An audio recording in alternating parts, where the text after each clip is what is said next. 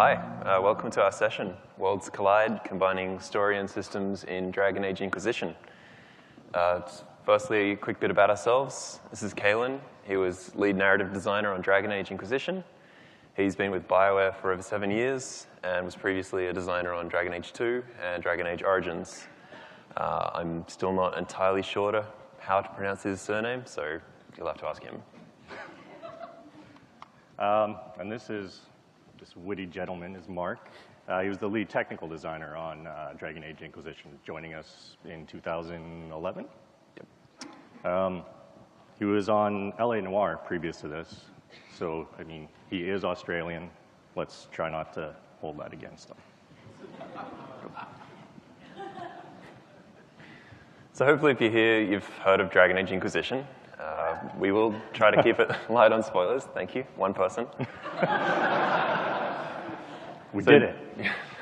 Dragon Age Inquisition is by far the most successful launch in Bioware's history. If Metacritic means anything to you, it's sitting in the high 80s, and we were honored with over 150 Game of the Year and Reader's Choice Awards, including the Game Awards and the DICE Awards last month. So that was awesome. Yeah, and for us, it's Bioware's biggest single-player game to date. We have, stats that say one of our exploration levels is the same size as all of the levels in Dragon Age Origins combined. It's huge, so it was a massive undertaking. And we had 11 of those exploration maps in Inquisition. It was a pretty big game. So for the development of Dragon Age, these 5 statements were our design pillars, our guide to creating a Bioware game in an open world setting. As we began to build the game, it very quickly became apparent that in order to achieve these goals, we'd need to combine story and systems beyond what we'd done before. Yeah, these pillars were the same for everybody. So Mark being on the technical side, myself being on the narrative, we were all aiming towards these same goals. We just had different perspectives on how to achieve that. In the beginning, we're best friends now. So for the next 43 minutes, or however long we ramble, we're going to talk about the challenges we faced in combining these two elements. So we're going to talk to the challenges and then the approaches we took to solving those. Then we're going to go into some examples right from the game. Yep. Oh, I should have done the disclaimer about my poor transition timing. Yeah, and then we'll end up with some principles for combining story and systems. Cool. So for story, we're talking to everything from the critical path, story missions, to the optional quests, follower banter, and even the lore of the Dragon Age universe. And for systems, we're meaning the gameplay. So the mechanics underlying systems, progression, all of the activities that the player engages with, we're calling systems. Poor timing. So we'll start with the challenges and the opportunities we had. DA was still, or I should say Inquisition, still had the classic epic Bioware story that people have come to know and love. But it also had hours of optional content. Like I said, making it our biggest single-player game to date. The problem here was, with the open world nature, we needed to figure out a different way to tell stories. We didn't want to use, oh, I clicked too much now. We wanted to transition away from story tubes to the open world. Yeah. So the challenge became, as you've probably already read, how do we fill this open world with all that story content? So taking inspiration early on from games like Skyrim, we needed to find new ways to deliver that content across the much larger space. Some of the early ideas were quite a departure from the way Bioware traditionally created content. And as with any significant change, this was a process that took some time. Finding that balance led to the occasional clash of philosophies. So an example that might demonstrate this, for most of the project, I had a big poster that I'd printed out and stuck to the wall next to my desk that just said "Freedom over perfection." It was a constant reminder that we needed to value player freedoms over systemic and narrative perfection, and it was definitely a departure from previous Bioware titles. So our goal with Dragon Age Inquisition, we were trying to create 20 to 200 hours of gameplay. Not an easy task. So we had to change our approach to this, our Bioware way. So the old way of doing things was creating a lot of handcrafted, highly polished scenarios. The cost of doing this did not scale well to an open world setting. On top of that, we had a not a much smaller team. We had the same size of team we had on Dragon Age Origins and DA2. In terms of level design. In terms of level design, yes. But the scope was much bigger for Inquisition. So early on, all the designers were acting as generalists. So the same designer could be responsible for a critical path mission one day and a gameplay system the next. We actually had he turned out to be a multiplayer designer, but he was working on a dungeon that was intended both for a multiplayer scenario and a single-player content level, and they're very different ways to implement that content. Very different types of work, and a lot of momentum was lost with that constant gear switching between the different types of work the level designers were responsible for. So going into pre-production, we also knew of a few technological challenges. We were moving to the Frostbite engine, which is gorgeous, but it was primarily a first-person shooter engine before we got to it. We were without our core RPG systems. So we needed to rebuild or refactor a lot of the existing infrastructure of Frostbite to work with what we wanted to build as a Bioware title. So for example, we actually had no way to create conversations or plot tables, which have been Bioware staples forever. And with our final word count at almost double the Lord of the Rings trilogy, being without that core really compounded the challenge of hitting those content creation goals. The new console generation was also on the horizon, and we knew very early on we were targeting a simultaneous 5-platform launch.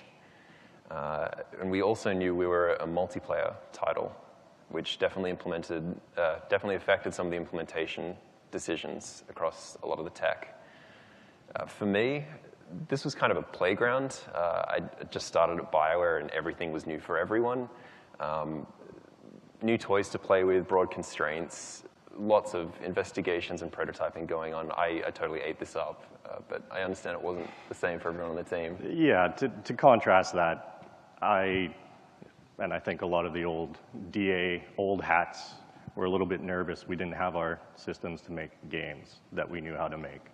It was a little overwhelming at first, for sure. Okay. So we've talked a bit about our challenges, the kind of shift in mindset for our design philosophy, the cost of content creation, and the new tech. So we'll talk a little bit about what we did to overcome these challenges. We knew that a lot of these challenges, while new to Bioware, weren't new to the industry. So we started early looking to other games to see, what worked well. We looked at games like Skyrim or Red Dead, I think were Far Cry 3 early on, Assassin's Creed. Yep. So what we did early in production was we created, like Mark said, a bunch of prototypes and experimented with different structures. One of the first things we started was what we call quest soup. So we had a lot of kind of one-shot quests where you would go out and do a simple interaction in the environment. And what we found was that while players knew why they were going out and doing this, that narrative component was there, the what was kind of missing. It wasn't as engaging as it should be. Yeah, so to contrast this, a separate group, which we called the FAT team, which is frugal and thematic. The goal for this group was to create gameplay around a central theme, but without the typical story constraints of dialogue and that sort of thing. The systems were fun, but without the story, they lacked context, and the gameplay kind of fell off pretty quickly. There was no why.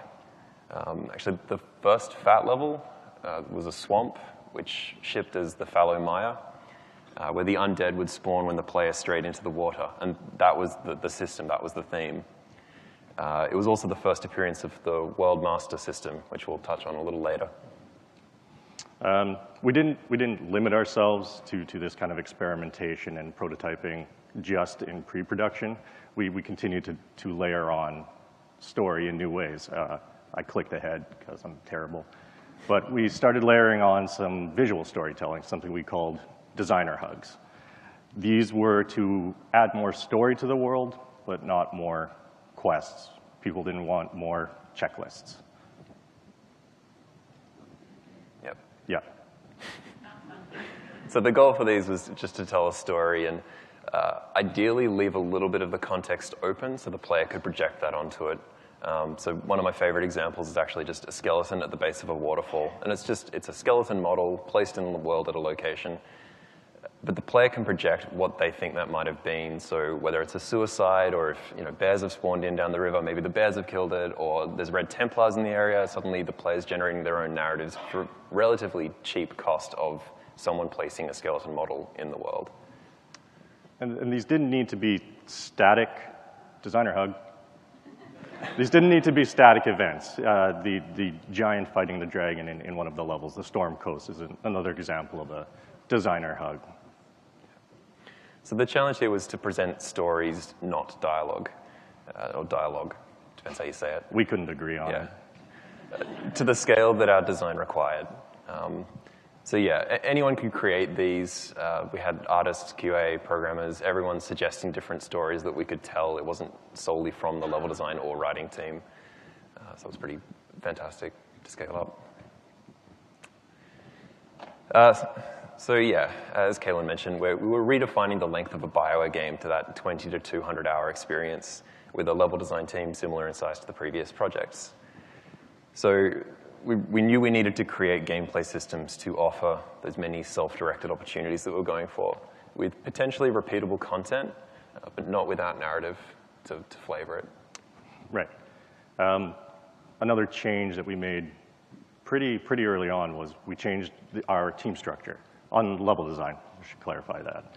So what we did was we broke everybody up into specialist groups. We had exploration designers who worked on the open world setting. We had the technical designers that Mark was part of, the multiplayer designers, and the narrative team. Yeah. It allowed for expertise and less gear switching. You could be focused on one thing with that team. So as Mark mentioned, the tech was new and scared me. So kind of first order of business was let's recreate what we had before and then really push it with the new engine. Yeah, we're pretty fortunate that the Frostbite engine has some powerful visual scripting tools. So we, very early on started to prototype a lot of the systems and tech that we'd later use for the project. I like to tease Kaelin that this was the utopia before dialogue existed, where we could just make cool things.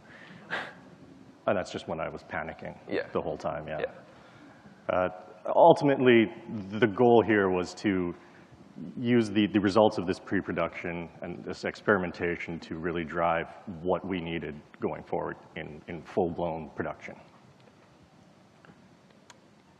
All right. Cool. So we're going to jump into some examples from the game. And first up, we've got systems that were built to directly support or supply established narrative concepts to Dragon Age.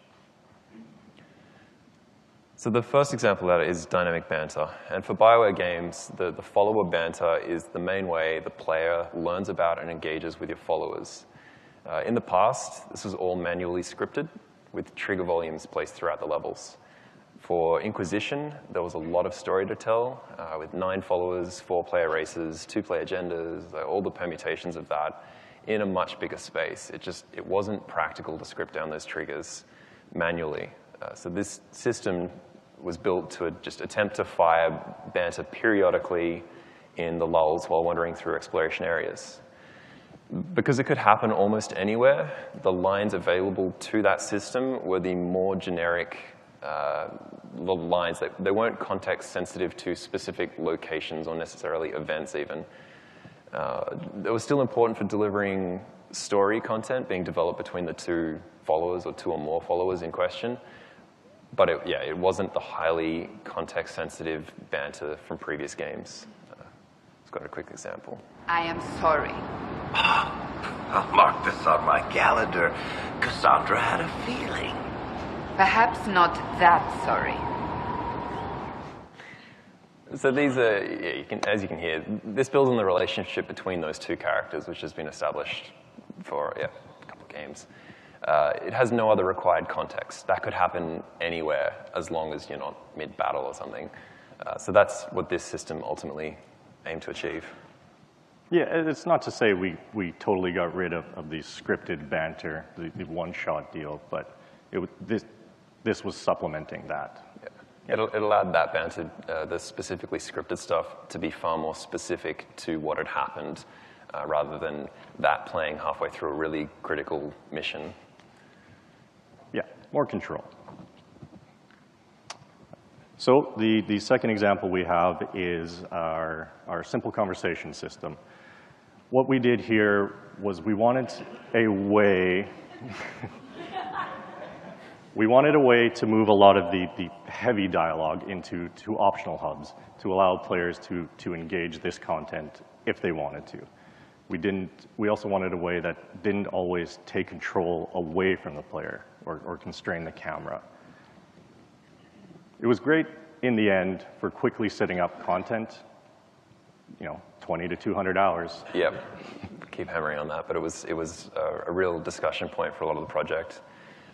This system also allowed different player types to engage the way they wanted to.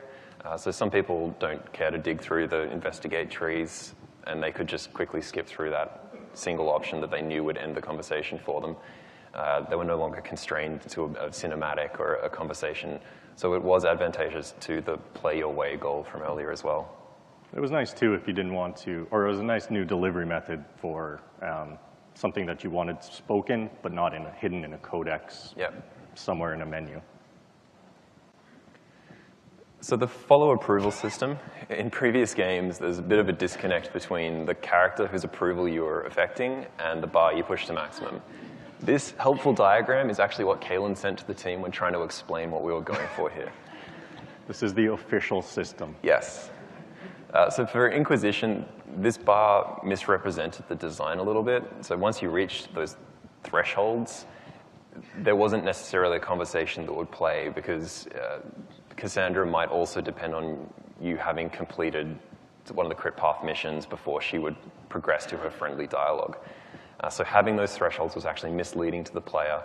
But for me, it was really that disconnect between the character that you're talking to and the character that's being developed there, and then this system on the side that the bar you're just pushing to maximum because friends. So the initial change was just to abstract the bar. We replaced the numbers with approves and disapproves, and that later evolved to the greatly and slightly differentiator. It added better shape, better definition to the character because you had a better understanding of what it was that they liked and disliked or really didn't like. Yeah, piggybacking off of Mark's example, we had another kind of approval system in the game, which was court approval in one of our critical path levels. So this was, I like this example because it's a good one of, we took a completely narrative construct, the approval of the court, and made a gameplay system out of it. We found that it was much too abstract to just deliver narratively, I guess would be the best way to put that. And then adding a bar on top of it helped the player to really understand that their actions or inactions in this case really did have an effect on the level. So our next example, judgments. This example, this was a way for us to provide fantasy fulfillment to the player. You were the Inquisitor. You were judging people, people that you could come across previously in a level, some villains, whether you murdered them already or not, as this I'm judging a box. That was the time allotted for rebuttal. Her crimes negated any claim to... Forgive me, there is an odor.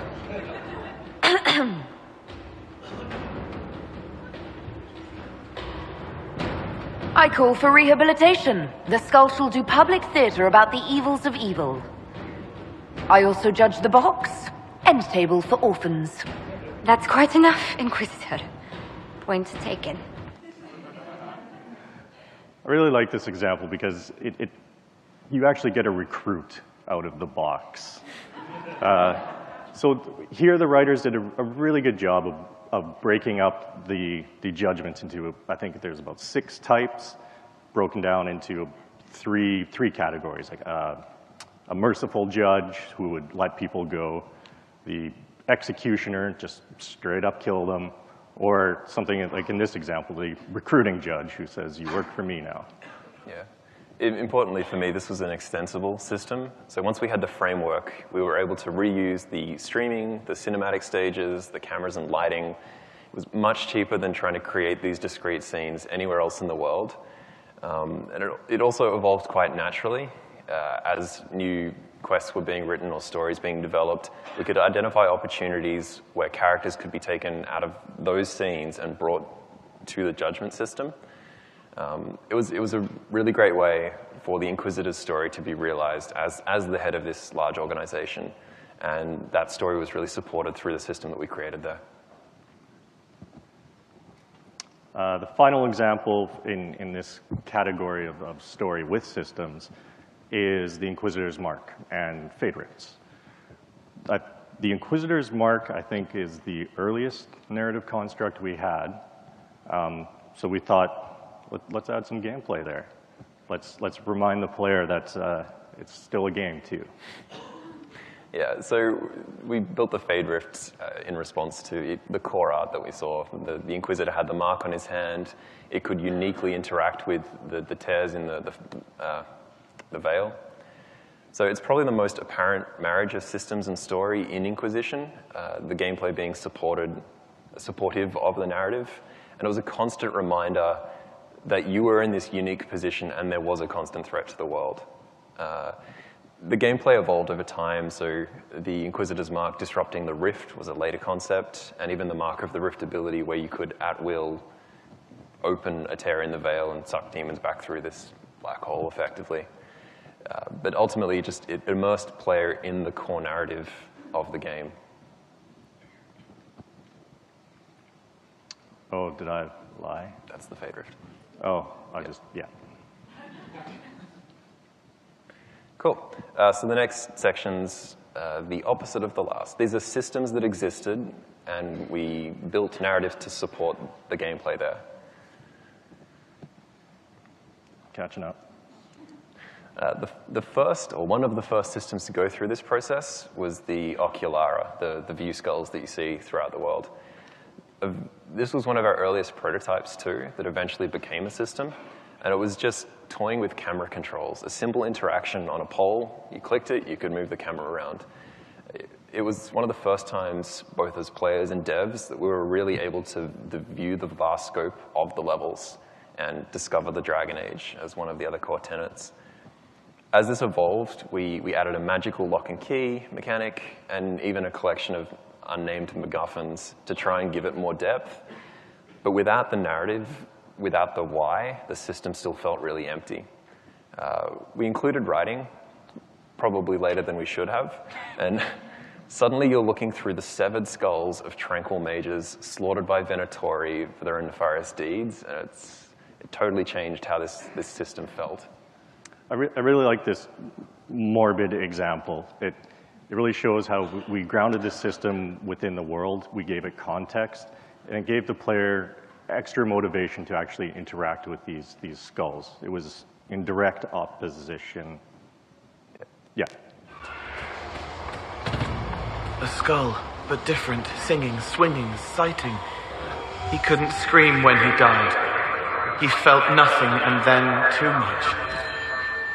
So even in this example, you can see it's the Storm Coast, and pretty much everything you can see in what you'd call the vista there is traversable across the world. So getting that in quite early was a really great way for us to experience the levels as developers and players. So another system that went through a very similar process to the Oculara was the Astrarium. Initially, this was just a line-drawing puzzle gameplay mechanic. Concept artists provided constellations for us, and it evolved into like the idea of triangulation. So you'd solve 3 of them, and it would provide an unlocked location. And it was all tied to that narrative concept of the stargazing. Yeah, it's another example of maybe a case where writing, we asked them to come on a little later than we should have, but they layered on a backstory that it was essentially a lock and key mechanism. The Tevinter, the enemy faction in the game, would use these as a way to lock away anything that they didn't want other people to have, or anything that they didn't want out. Yeah, it allowed a lot of creative freedom for the level designers, for there to be a narratively justified, you can put whatever you want in this space and then unlock it through an existing mechanic. So I mentioned before, very briefly, the World Master system. This was a system first proposed by a programmer who saw an opportunity for systems to support storytelling and exploration. Initially, it managed the lifetime of spawners, bringing content in and out of existence as the player moved around, and that was it. Right. Not long after we had this base system, we layered on a plot conditions. So depending what you did in the story could affect the spawners of the game. In this example, a decision you make early on in the game, early depending how you play, I suppose, will populate the world with one faction versus another. So you can have one encounter in one space with one decision, and the same encounter can be a completely different enemy faction, depending what you chose. Yeah, ultimately, this system allowed the environment to react to the player actions, and the diversity of spawn options that we had just would not have been possible to script manually without it. So it was a really powerful way to generate narrative across the world without that huge manually scripted cost.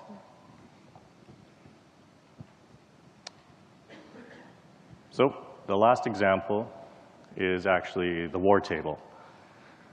For those that aren't familiar, this is the physical representation of the Inquisitors or the Inquisition's power and influence within the world.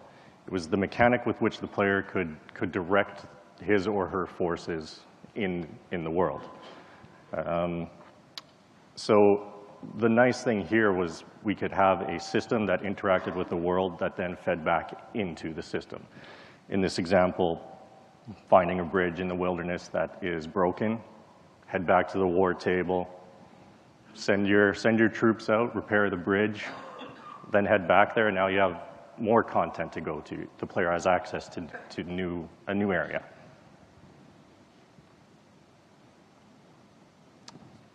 It helps the player feel like they're leading a large organization. Yeah, it does. So this example, more than any other, it really went back and forth between story and systems. The writers really latched onto this one and ran with it. So we created this one system, and they wrote hundreds of missions. One of the fun features that actually came from that were mission chains, which weren't part of the original system design. An example of this was one of our writers created what we called the wedding chain.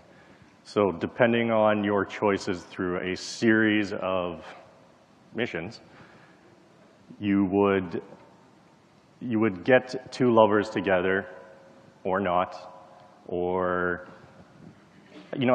honestly, I don't know all the permutations.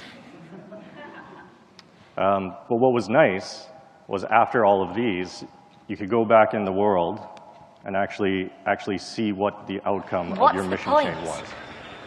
What indeed? This moment is for you and your union. No one else. Thank you. You can't imagine how much this means. So in this example, they ended up together, and the Inquisitor got to be part of the wedding. Yeah, I think importantly for that example, had we just scripted that in the world, it wouldn't nearly have had any sort of impact that it did once you followed that mission chain the whole way through the war table and understood the story and then had it realized in the game. And that's the end of the examples. Cool. So we will move on to our takeaway section. In the end, combining story and systems to achieve these pillars that we mentioned at the beginning of the game, I think we hit that. DA provided a very broad spectrum of levels where story and systems were combined to various degrees, and players had their favorite, right? Even we had our favorites, yeah, and didn't agree because Mark was wrong. A really good example of this is, for those familiar, the Crestwood level, one of the early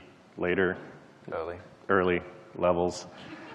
It was a very, very narrative-heavy level, where something like the Storm Coast, that was more systems-driven. Not to say it didn't have a story to it, it was just lighter on it. Yeah, by marrying system and story, we keep saying marrying, but go with it. We created that cohesive and immersive experience and allowed the player to figure out what they enjoyed most and where they would want to spend their time. Ultimately, we believe that's what led to a lot of the feedback that we got, summarized as greater than the sum of its parts, which we think is fantastic response.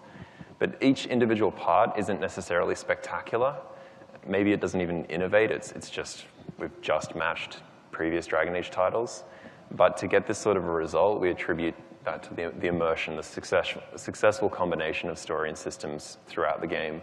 And we're very happy with this reception, but we know there's room for improvement still. Actually, while we built this presentation, Kaelin and I discussed what we thought could have been done better. Specifically from the examples we've already given, for me, it's the dynamic banter. I think it fell a bit short of our hopes. Upon release, the move to dynamically triggered banter left some players confused or even concerned that they were missing out on critical dialogue. At no point were we as developers explicit that the more generic banter had moved to these pools, and the specific scripted stuff, really, it still existed, it had been moved elsewhere. And trying to balance that much dialogue content out across the game, it didn't have the same recurrence that it perhaps did in the previous Dragon Age titles. So I think with a more advanced system, considering more conditionals, more adaptive to what the player was doing, had done, might be intending to do next, it'd be less likely to be interrupted by entering combat or something as simple as mounting your horse or nuggalope or whatever you ride around Thetis.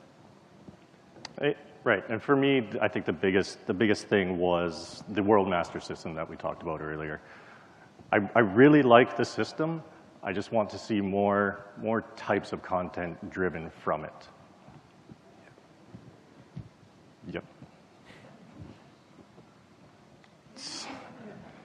The future. So, again, talking about this, where we would like to see story and systems and the combination move in the future, we have some difference of opinion here. My background is in MUDs, the text-based MMOs almost. Very verb-based gameplay with players generating most of the narrative content, or even whatever narrative content exists there, it's in loose strands that the player can string together and form their own story. I love that, and I think with the sort of approach that we were taking there, it would be possible for that to be happening in the near future with a lot of the systems that we explored in Inquisition that we've started to see appearing in other games. And I actually completely agree with Mark on this, except on the opposite side of the spectrum. I would like to see a system similar to that, but a more procedurally driven, procedurally generated, character-driven. Right. Yeah, the complete opposite of what Mark said, but the same system. So Shadows of Mordor and the Nemesis system is actually, I think, a good start at what I would like to see and the direction for that sort of success we could have there. Actually, Ken Levine gave a great talk at last year's GDC called Narrative Legos, which speaks to a lot of those concepts. So if you haven't watched that, definitely watch that. Okay, so we're at the end. We're winding down. So we just kind of want to go over the three main learnings we had, how we feel about story and systems. The first thing, they need to coexist.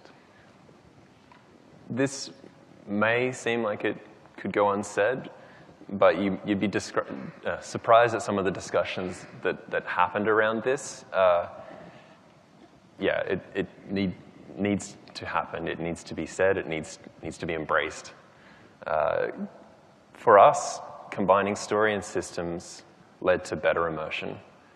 So the what and the why. Math. Yeah.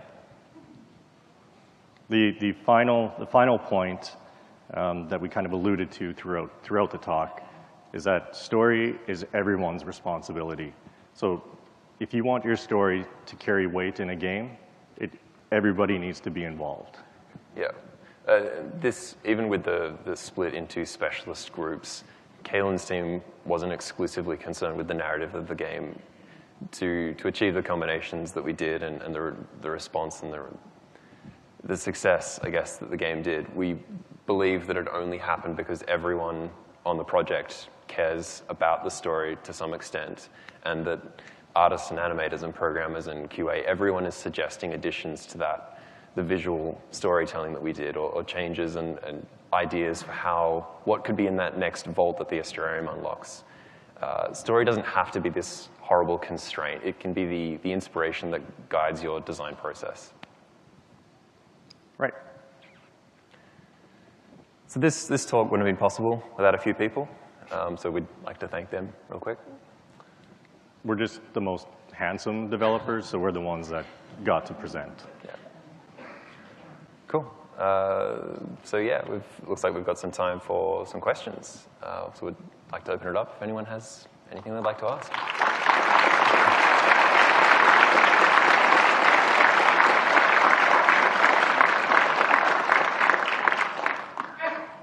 Some microphones in this. Cool. Sure, go for it. Oh, hi. Edward McRae, narrative designer for Path of Exile. So I'm just interested by your generated dialogue between the party members and how you made them non-situational. How did you work around the fact that different situations may still jar with the fact that the party members are talking with each other when there's a giant, say, 20 meters away or that kind of thing? Did you kind of take that into consideration? Right. So the question, if I understand it, it's about the dynamic banter system and what sort of consideration we did actually implement for the dialogue going on so it didn't feel or look really silly with the surroundings? Exactly, yeah. Right. So we did have some rudimentary conditionals in there. If there were enemies within a certain range, I think 75 or 100 meters, it would suppress the system. Some of these conditionals actually led to that result of no banter plays for half an hour, let's say, because you're wandering straight between combat to combat to combat, and we didn't want this dialogue just to always be cut off by the next thing that you engaged with. So it did try to look for those lulls by suppressing itself when you were doing or might do something. It just wasn't as smart as it could have been there. So the most obvious example is if there were nearby enemies, it would suppress it from trying to find dialogue. An interesting flip side, I was reading a post where someone, I think Dorian had just had a moment, I won't spoil it just in case. He'd had a moment in his personal plot, which was kind of a breakthrough for him.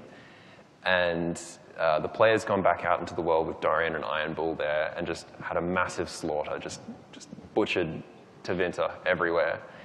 And it finishes and the dynamic banter system's triggered and it was Bull talking to Dorian. It's like, so, yeah, how you feeling, guy? Because just surrounded by bodies of Tevinter. And no system we built did that. So the randomness there really paid off. And that's a really personal experience for that player that they've shared as something thrilling, regardless of whether or not it was scripted or intended. So there is power to that as well, I guess. Great, thank you. Hello? Yeah. One question, I want to ask, why do you choose Frostbite as your engine? Because as you said before, Frostbite was built for FPS, so it must be a huge pain progress to refactor it for your RPG game. So what is the advantage for using Frostbite to make you willing to go through that painful process? Right, so yeah, why did we use Frostbite? It's a good question. I actually started on the team about 3 weeks after it was like, hey, we're using Frostbite. So I arrived, and that was the first thing I was told. So that was exciting. I think ultimately, I can't answer. I wasn't in the meetings where that was decided.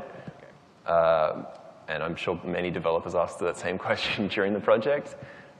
But I don't think we could have ended up with the game that we did without that engine. A lot of the even early prototyping and visual scripting, the Eclipse engine, the previous Dragon Age engine, it didn't have that support, really. And Frostbite, I think there was actually a talk going on at the same time with one of the tech guys from Frostbite. There's a lot of convergence between studios. There's initiatives for different types of games going on. So the support network there was a lot of support for the engine is huge, right? It's not just Bioware Edmonton. You know, there's Bioware Montreal that work on other features for us, and just all across EA, really. Yeah, the Frostbite team in DICE in Sweden definitely helped out with some of the core tech and features. So it made sense. Bioware as a studio is now using Frostbite across their titles.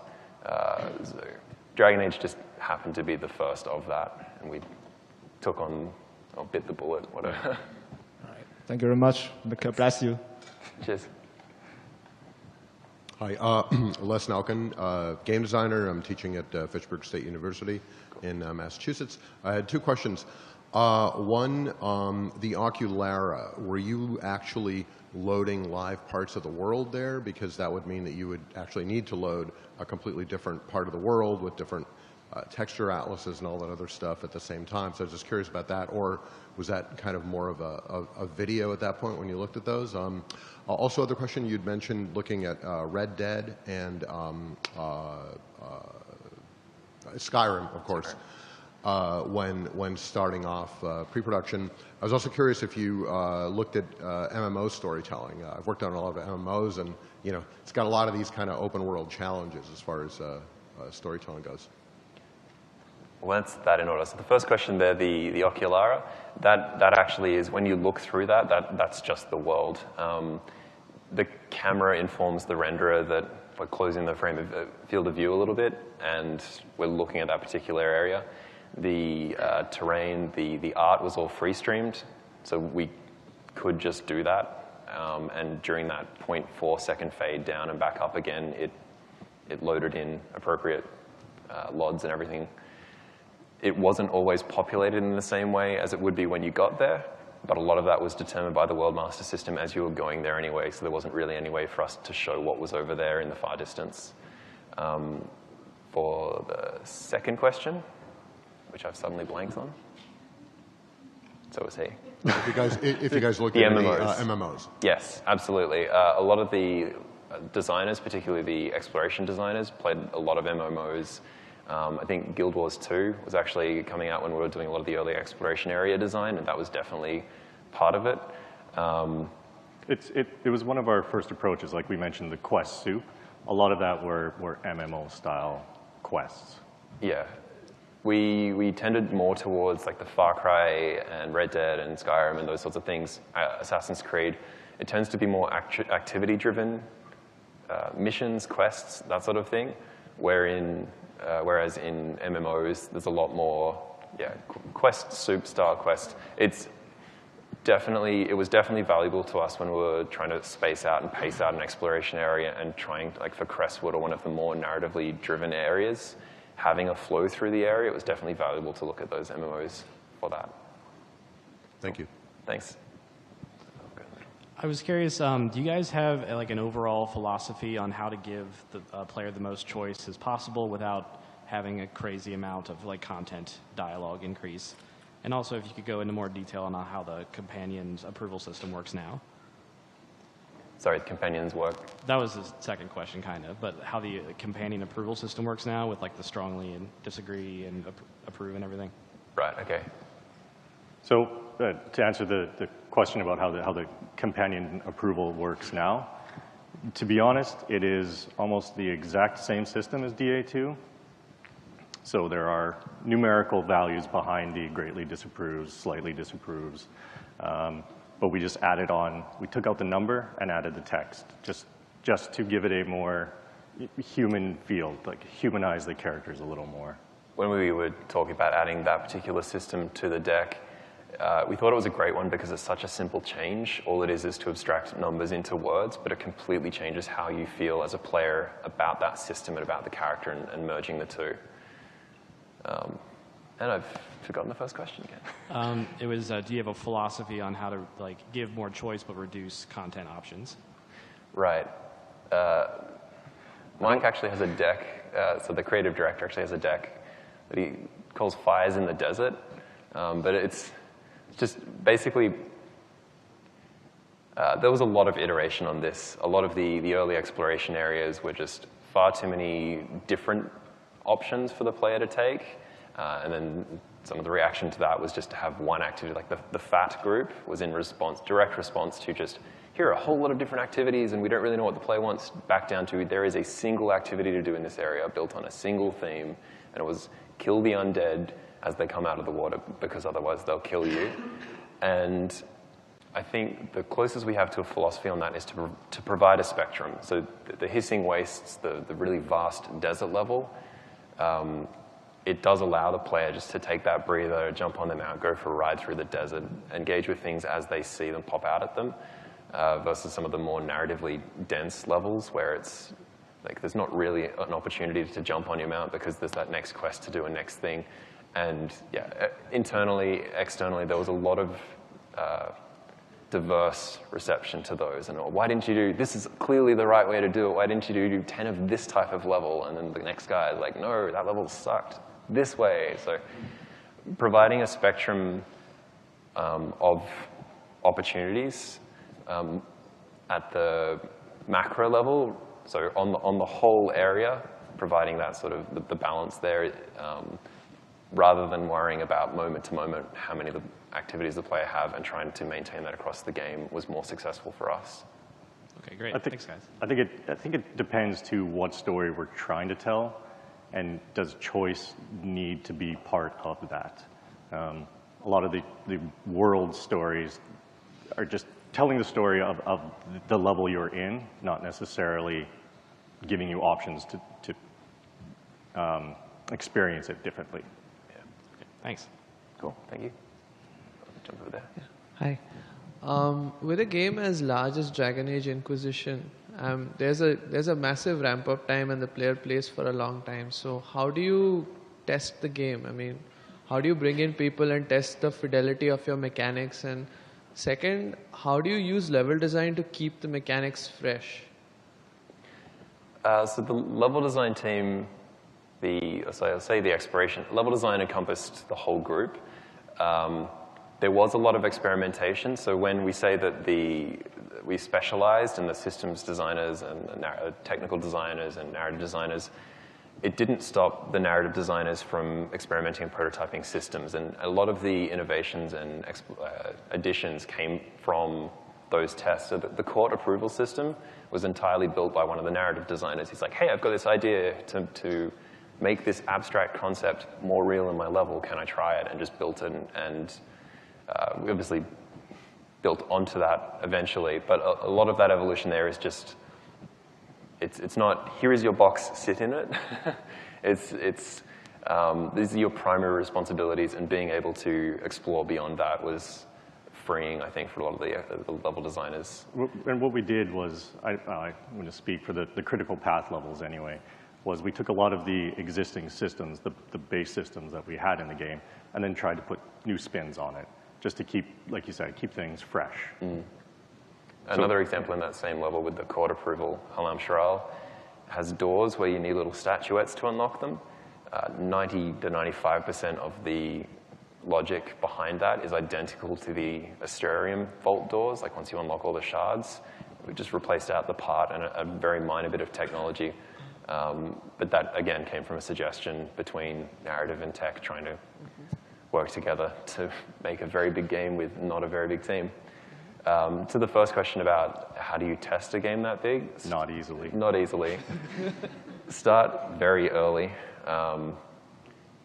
It wasn't part of this talk, but it did require us to completely evolve the review process. Very early on, we'd find reviews with 20 people sitting in there, and they'd start at the start of the level, and as we found as we went through the project, everyone had a different idea on what they wanted to do and what was fun for them. So there's one person driving and 19 people going, you're doing it wrong. Like, there's that thing over there that we have to be doing. And so after an hour review, they've made it about 30 meters into the level, and just everyone's disagreed on what was good.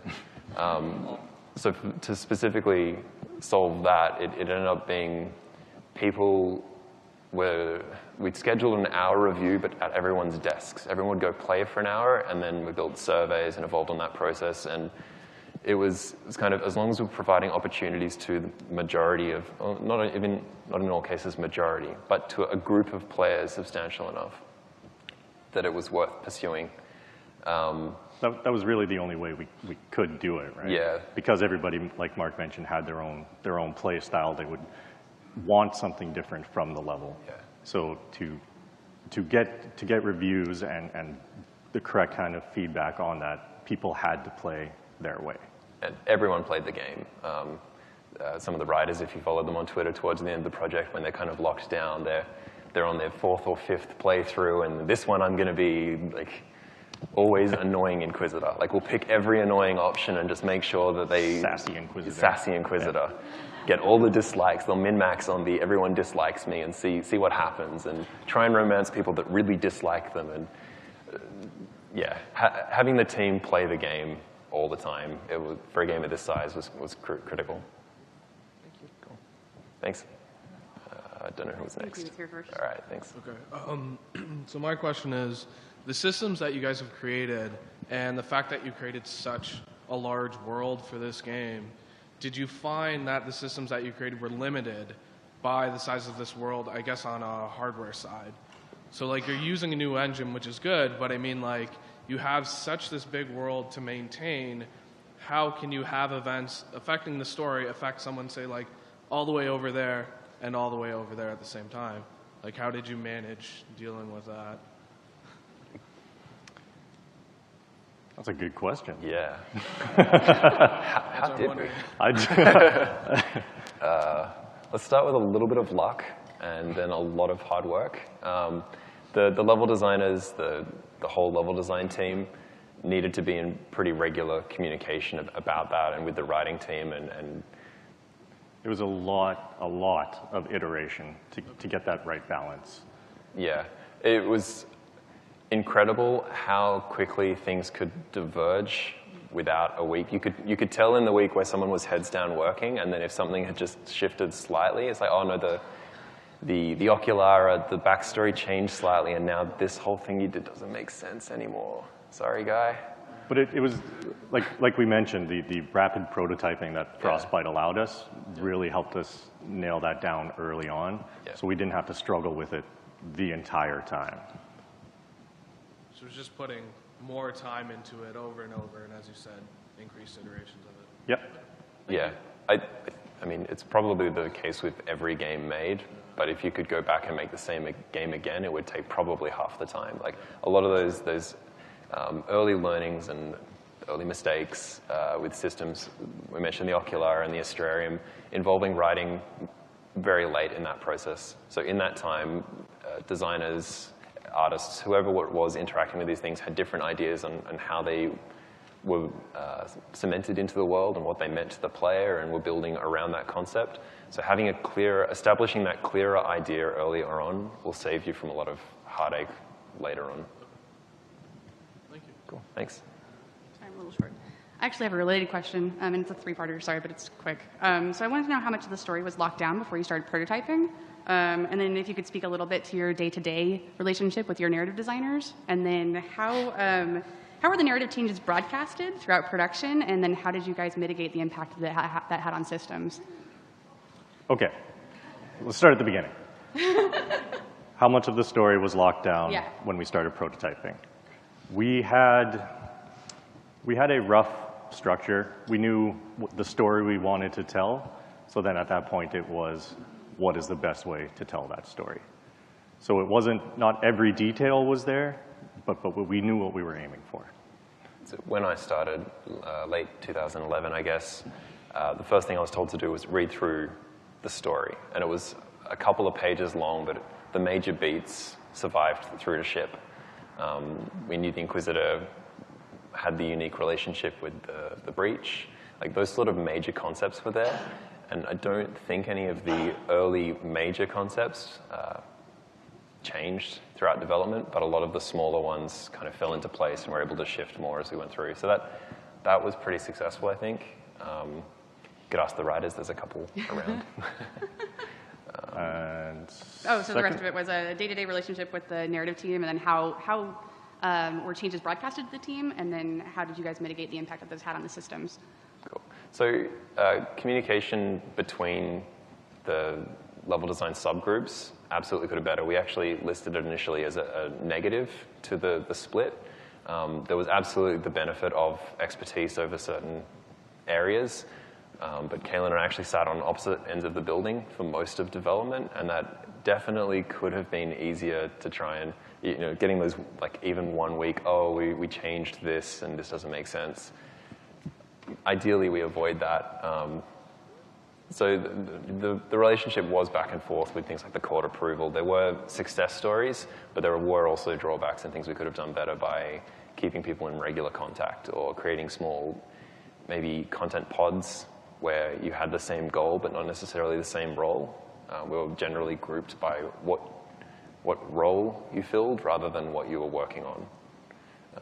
So I think for the other narrative teams, like working with the writers and the scene designers, it was a really nice experience because everybody was working on the same type of content. Like they were crossing over between exploration and critical path. So there was always constant communication there. Everybody was on the same page. When major changes happen, that was usually, depending on the scale of the change, it could start out as just an email and then go up to a team meeting, right? Like all of Dragon Age team come down to the ballroom and we're gonna show you something. Thanks. We've actually just been signaled. We've got 2 minutes left. Okay. So we will head around to the wrap-up room at 3000 if anyone has other questions.